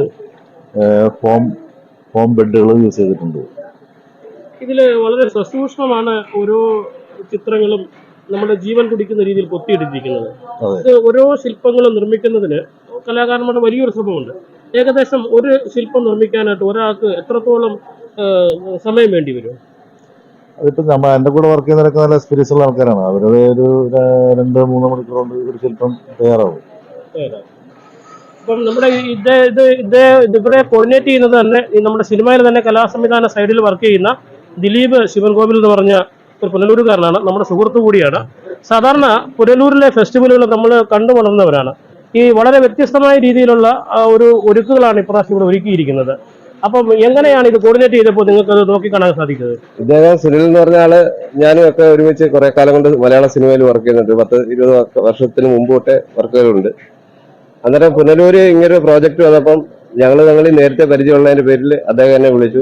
എൻ്റെ ഒരു പ്രോജക്റ്റ് ഇവിടെ നടക്കുന്നുണ്ട്. അതോടൊപ്പം തന്നെ അദ്ദേഹത്തിന് എറണാകുളം മറൈൻ ഡ്രൈവില് ഗുണ കേവിന്റെ ഒരു വലിയ പ്രോജക്റ്റും ഒപ്പം എടുത്തിട്ടുണ്ട്. അന്നേരം ഇത് രണ്ടും കൂടെ അദ്ദേഹത്തിന് ഓടി നിൽക്കാൻ പറ്റാത്തൊരു രീതിയിലാണ്. ഗുണ കേവിന്റെ നമ്മൾ കണ്ട സിനിമയുടെ 2ാം ഭാഗം അല്ല, ഗുണ കേവിന്റെ അതേ തനിമയിൽ തന്നെ ഒരു ഫെസ്റ്റിന്റെ അരങ്ങ് ചെയ്തിട്ടുണ്ട്. അന്നേരം ഇത് രണ്ടും കൂടെ പുള്ളിക്ക് ഡീൽ ചെയ്യാൻ അങ്ങോട്ടും എറണാകുളം പുല്ലൂരുമായിട്ട് നിൽക്കുന്നതിനകത്ത് ബുദ്ധിമുട്ടുകളും കാര്യങ്ങളും ഉണ്ടായിട്ടുണ്ട്. ഇവിടുത്തെ കുറെ കാര്യങ്ങളും പർച്ചേസും പിന്നെ ഇതിന്റെ കോർഡിനേഷനും ഇവർക്കുള്ള എല്ലാ കാര്യങ്ങളും അറേഞ്ച് ചെയ്യുക, എല്ലാം സെറ്റപ്പ് ചെയ്യുക, വർക്കിന് ഒപ്പം ഇവരുടെ കൂടെ നിന്ന് ആ വർക്ക് ചെയ്യുക, ഒരു അസോസിയേറ്റ് എന്ന നിലയ്ക്ക്. ഇപ്പൊ നമുക്കിത് കാണുമ്പോൾ ഇത് നിർമ്മാണം ഏകദേശം 80% ആയിട്ടുള്ള സാധ്യതയുള്ളൂ. ഇപ്പൊ കാണുമ്പോൾ തന്നെ നമുക്ക് വളരെ അത്ഭുതം തോന്നുന്ന നിലയിലാണ് ഇത് ഒരുക്കിയിരിക്കുന്നത്. ഇത് ഫിറ്റ് ചെയ്ത് കഴിയുമ്പോൾ എങ്ങനെ ഇരിക്കുന്നതാണ് നമ്മുടെ കൺസെപ്റ്റ്? ഇത് ഫിറ്റ് ചെയ്ത് കഴിയുമ്പോൾ നമ്മൾ സിനിമയിലെല്ലാം കാണുന്ന പോലെ ശരിക്കും ഒരു ഹംപി ക്ഷേത്രം ഇവിടെ പറിച്ചു നട്ടു എന്നുള്ള രീതിയിൽ ഫീൽ ചെയ്യും. അത്രയ്ക്ക് മനോഹരമായിട്ടാണ് ചെയ്യുന്നത്. ഇതിന്റെ ഓരോ തയ്യാറെടുപ്പിലും അദ്ദേഹത്തിന്റെ ഇടപെടലും വളരെ സൂക്ഷ്മമായിട്ട് ഓരോ കാര്യങ്ങൾ ചെയ്യുമ്പോൾ അതിനെ വളരെ ഗൗരവമായി കണ്ട് അതിന്റെ ഡിസൈനുകളായാലും അതിന്റെ മിനുക്കുപണികളായാലും കർവിങ്ങുകളായാലും ഈ ശില്പങ്ങൾ ചെയ്തേക്കുന്ന ആ ചെയ്തേക്കുന്ന രീതിയായാലും വളരെ സൂക്ഷ്മമായിട്ട് നല്ല പഠനം നടത്തിയിട്ട് തന്നെയാണ് അതിന്റെ സ്റ്റൈലിന് പിടിച്ചിരിക്കുന്നത്. ഇത് പുനലൂരിനെ സംബന്ധിച്ചുള്ള ഞാൻ പുനലൂർ വർഷം കൊണ്ട് ഈ സിനിമ വർക്കുമായിട്ട് പോകണമെങ്കിൽ ഈ ഓണത്തിന് നാട്ടിൽ ഒരു ദിവസം ജസ്റ്റ് വരുവാണെങ്കിൽ ഈ പുല്ലൂർ ഫെസ്റ്റ് കണ്ടുപോകാറാണ് പതിവ്. അന്നേരം ഇത്രയും നാളത്തെ അതായത് 7 വർഷത്തെ അതിന്റെ കാഴ്ച ഇതുകൊണ്ട് അനുഭവം കൊണ്ട് ഒരു പുതിയ അനുഭവമാണ് പുനലൂരിന് കാണാൻ കഴിയാൻ പോകുന്നത്. ഈ ഒരു അനുഭവം വ്യത്യസ്തമായിരിക്കും. തീർച്ചയായിട്ടും കളർഫുൾ ആവും. അവിടെ നമ്മുടെ മെയിൻ കലാ സംവിധായകനാണ് അവിടെ അതിനുള്ള ഫിനിഷിംഗ് വർക്കുകൾ നടത്തിക്കൊണ്ടിരിക്കുകയാണ്. അപ്പോൾ ഇത് വേണ്ടി നമുക്കിനി ഈ ഫെസ്റ്റ് എടുത്തിരിക്കുന്ന ആ ടീം സംഘത്തെ കൂടി നമുക്കൊന്ന് പരിചയപ്പെടേണ്ടിയിരിക്കുന്നു. ഇത് തൃശ്ശൂർ ആസ്ഥാനമായിട്ടുള്ള 4 സ്റ്റാർ ഗ്രൂപ്പ് എന്ന് പറഞ്ഞ ഒരു സംഘടനയാണ് ഈ ഒരു ചലഞ്ചിങ് ആയിട്ട് പുനലൂരിൽ ഈ ഫെസ്റ്റിവലിന് ഇപ്രാവശ്യം എടുത്തിരിക്കുന്നത്. അപ്പം 4 സ്റ്റാർ ഗ്രൂപ്പിന്റെ പ്രതിനിധികളാണ് നിങ്ങൾ പുനലൂരിൽ സാധാരണ 10-15 വർഷമായിട്ട് ഇങ്ങനെ ഫെസ്റ്റിവൽ ഇങ്ങനെ നടന്നുകൊണ്ടിരിക്കുകയാണ്. വളരെ വ്യത്യസ്തമായ ഒരു ഫെസ്റ്റിവലാണ് നിങ്ങൾ ഇപ്രാവശ്യം പുനലൂരിൽ ഓഫർ ചെയ്തിരിക്കുന്നത്. അതിന്റെ ഏറ്റവും പ്രധാന ഉദാഹരണമാണ് നിങ്ങളിവിടെ ഒരുക്കുന്ന കവാടം തന്നെ. എന്തൊക്കെ വ്യത്യസ്തങ്ങളാണ് നിങ്ങൾ ഇപ്രാവശ്യം ഒരുക്കുന്നത്? റൈഡുകളിൽ തന്നെ വ്യത്യസ്തമായ പല പരിപാടികളും ഞങ്ങൾക്കുണ്ട്. അതുപോലെ സ്റ്റാളുകൾ തന്നെ ഒരു പുതുമയാർന്ന രൂപത്തിലാണ് അത് സെറ്റ് ചെയ്തിരിക്കുന്നത്. അങ്ങനെ പുനലൂരുകാർക്ക് തന്നെ ഈ പ്രാവശ്യത്തെ ഓണം ആകർഷകമായ രൂപത്തിൽ ഞങ്ങൾ വ്യത്യസ്തമായ രൂപത്തിലെല്ലാം ഒരുക്കിയിട്ടുണ്ട്. എല്ലാ പിന്നണി ഗായകരും ഉൾപ്പെടെയുള്ള സ്റ്റേജ് പ്രോഗ്രാം എല്ലാം അറേഞ്ച് ചെയ്തിട്ടുണ്ട്. പുനലൂരുകാർ കാണാത്ത രൂപത്തിലുള്ള പുതിയൊരു ഓണമായിരിക്കും ഇപ്രാവശ്യത്തെ ഫസ്റ്റ് എന്നുള്ളതാണ് ഞങ്ങൾക്ക് പറയാനുള്ളത്. തൃശ്ശൂരുകാരെന്ന് പറയുമ്പോൾ തൃശ്ശൂരിന്റെ തനിമ എന്തെങ്കിലും നിങ്ങളിവിടെ കൊണ്ടുവരാൻ സാധ്യതയുണ്ടല്ലോ? എന്തൊക്കെയാണ് കൊണ്ടുവരുന്നത്? തൃശ്ശൂരിന്റെ പുലിക്കളി, അതുപോലെ തന്നെ തൃശ്ശൂരിൽ നിന്ന് വിവിധമായ പല പരിപാടികളും ഞങ്ങൾ ആസൂത്രണം ചെയ്യുന്നുണ്ട്. എല്ലാം തന്നെ പുനലൂരുകാർക്ക് ഒരു പ്രത്യേകതയായിരിക്കും ഇപ്രാവശ്യത്തെ ഓണം ഫെസ്റ്റ്. എന്തായാലും ഇക്കുറി 30 നാൾ പുനലൂരിലെ വ്യത്യസ്തമായ ഒരു ഓണാഘോഷമാണ് 4 സ്റ്റാർ ഗ്രൂപ്പ് ഒരുക്കുന്നത്. നമ്മൾ ഈ പുനലൂരിലെ ഓണാഘോഷം കാണേണ്ട തന്നെയാണ്. മനോജ് അപ്പക്കുട്ടൻ, ന്യൂസ് 18 പുനലൂർ. സംസ്ഥാനത്തെ ഓണക്കിറ്റ് വിതരണം തുടങ്ങി. മഞ്ഞ റേഷൻ കാർഡ് ഉടമകൾക്കും ക്ഷേമ സ്ഥാപനങ്ങളിൽ ഉള്ളവർക്കുമാണ് ഓണക്കിറ്റ് നൽകുക. വയനാട് ദുരന്തബാധിത പ്രദേശങ്ങളിലുള്ള മുഴുവൻ ആളുകൾക്കും ഓണക്കിറ്റ് നൽകും. ഓണക്കിറ്റ് വിതരണത്തിന്റെ സംസ്ഥാനതല ഉദ്ഘാടനം തിരുവനന്തപുരം പേരൂർക്കടയിൽ ഭക്ഷ്യമന്ത്രി GR അനിൽ നിർവഹിക്കും. റേഷൻ കടകൾ വഴിയാണ് ഓണക്കിറ്റ് വിതരണം. ക്ഷേമ സ്ഥാപനങ്ങളിലെ ആളുകൾക്ക് നാളെ മുതൽ ഓണക്കിറ്റ് നേരിട്ടെത്തിക്കും. ക്ഷേമ സ്ഥാപനങ്ങളിൽ 4 പേർക്ക് ഒരു കിറ്റ് എന്ന നിലയിലാണ് വിതരണം. ചെറുപയർ പരിപ്പ്, പായസം, മിക്സ്, കശുവണ്ടി, മുളകുപൊടി, മഞ്ഞൾപ്പൊടി, മല്ലിപ്പൊടി തുടങ്ങി തുണിസഞ്ചി അടക്കം 14 ഇനങ്ങളാണ് ഓണക്കിറ്റിൽ ഉൾപ്പെടുന്നത്.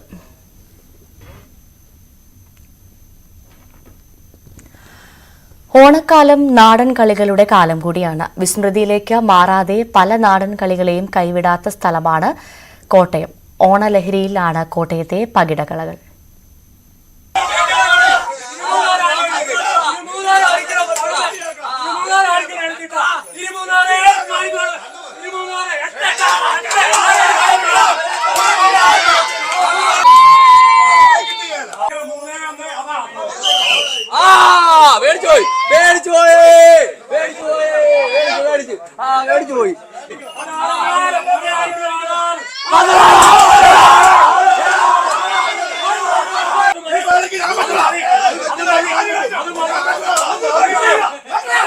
ഞാനിപ്പോൾ നിൽക്കുന്നത് കോട്ടയം മാങ്ങാനം പേഴുവേലിക്കുന്നിലാണ്.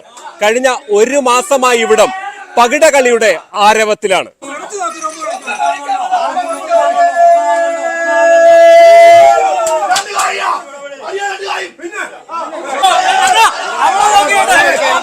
ഇത് 6 വെട്ടിയ കളിമാറി ഗലിമാറി കേട്ടാ നോക്കിയേട്ടാ 6 വെട്ടി ദൂരെ കഴിയ 6 വെട്ടി ദൂരെ കഴിയ ഇങ്ങനെ ഒരു കളിയുണ്ട്. 6 കളിയില് 6 ഉണ്ടോ?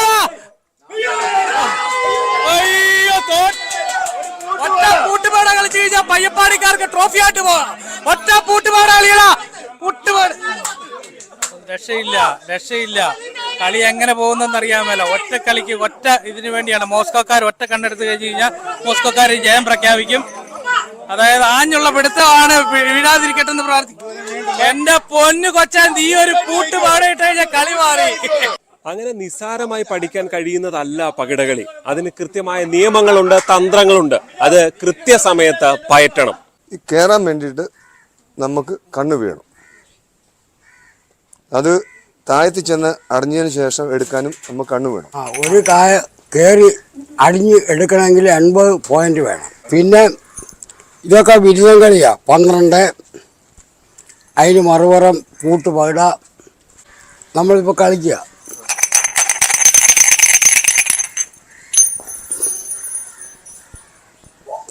ഇരുമൂന്നാറ് കയറിയിട്ടില്ല. ഒറ്റ കളിച്ചാൽ കയറാൻ പറ്റുള്ളൂ.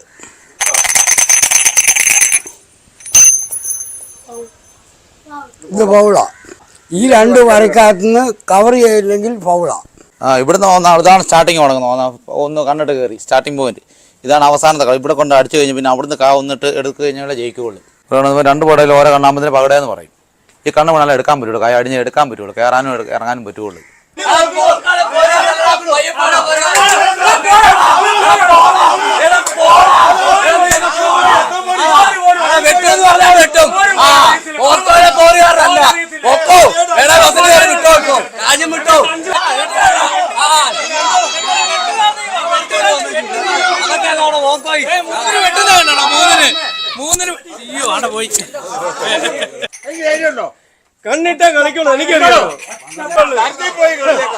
ഈ പകിടക്കളങ്ങളിലൊക്കെ കാണുന്ന ഒരു ആവേശം കൊച്ചു കുട്ടികൾ വരെ ഇതിന്റെ ഭാഗമാണ് എന്നുള്ളതാണ്. പകിട കളിക്കാൻ അറിയോ? അറിയാം. കളിക്കാറുണ്ടോ? ഉണ്ട്. നിങ്ങൾക്ക് ഇവിടെ ടൂർണമെന്റ് ഉണ്ടല്ലേ? അത് ഓണമൊക്കെ കഴിഞ്ഞിട്ടാ. അവധിക്കുണ്ടോ? ആരാ ജയിക്കുന്നേ? അത് ഓരോരോ ടീമുണ്ട്, അറിയത്തില്ല ആരാ ജയിക്കുന്നതെന്ന്. ആർക്കാ നന്നായി ഉരുട്ടാ അറിയുന്നേ? ഇവനാണോ വീഴുന്നേ? ആണോ? ശരിക്കും ഉരുട്ടാ അറിയോ? ജയിച്ചിട്ടുണ്ടോ നേരത്തെ? എത്രാം ക്ലാസ്സിലാണ് പഠിക്കുന്നത്? 5-ലാ. എല്ലാ കളിയിലും ജയിക്കാറുണ്ടല്ലേ? അപ്പൊ അതാണ്, ഇവരും ഇതിന്റെ ഭാഗമാണ് എന്നുള്ളതാണ്. അതായത് തലമുറകൾ കൈമാറി പോകുകയാണ് ഈ പകിടകളി എന്നുകൂടിയുള്ളതാണ്. കളിയുടെ ഗതി മാറുക, അതായത് പൂട്ടുപാട കളിച്ചു കഴിഞ്ഞാൽ കളി മാറുക, കളി മാറുക, കളി ഇല്ല, രക്ഷയില്ല, രക്ഷയില്ല. പറഞ്ഞാണ് പയ്യപ്പാടിക്കാരിക്കുന്നത്. പൂട്ടുപകട കളിക്കാക്കി കളിക്കണ നിന്നെ എല്ലാരും വെല്ലുവിളിക്കുക. പൂട്ടുപകട ഉണ്ടെങ്കിൽ കളിക്ക്. എടാ പൂട്ടുപകട ഉണ്ടെങ്കിൽ കളിക്കണ. പൂട്ടുപകട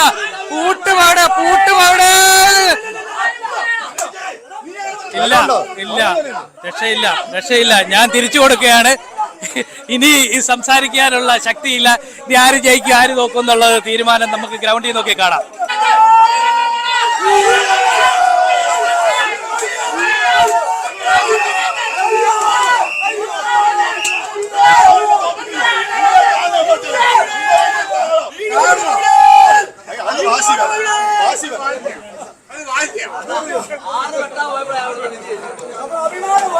ഇത്രത്തോളം ആവേശകരമായ മറ്റൊരു കായിക വിനോദമുണ്ടോ എന്ന സംശയം തോന്നും ഈ പകിടക്കളങ്ങളിലെത്തിയാൽ.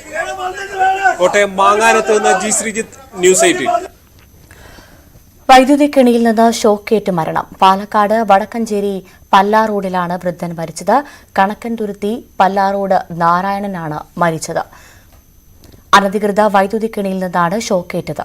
വിനേഷ് കുമാർ ചേരുന്നു വിവരങ്ങളുമായി. വിനേഷ്, എന്തൊക്കെയാണ് വിശദാംശങ്ങൾ?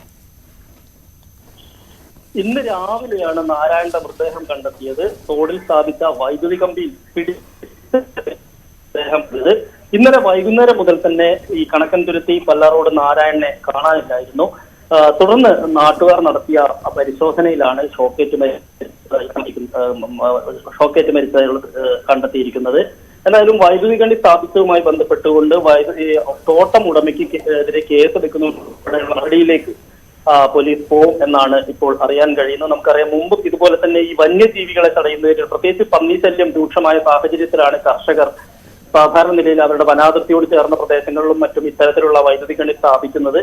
ഇതിൽ തട്ടിയുള്ള മരണം മുമ്പും ഇതുപോലെ തന്നെ പാലക്കാട് നിരവധി റിപ്പോർട്ട് ചെയ്തിട്ടുണ്ട്.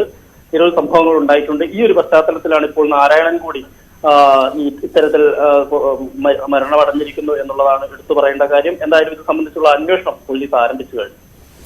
വിനേഷാണ് വിവരങ്ങൾ പങ്കുവച്ചത്.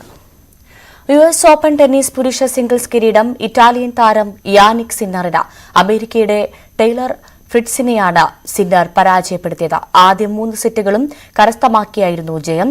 ലോക 1-ാം നമ്പർ താരത്തിന്റെ ഈ വർഷത്തെ 2ാം ഗ്രാൻഡ് സ്ലാം കിരീടമാണിത്. വാർത്താരംഭം പൂർണ്ണമാകുന്നു. നമസ്കാരം.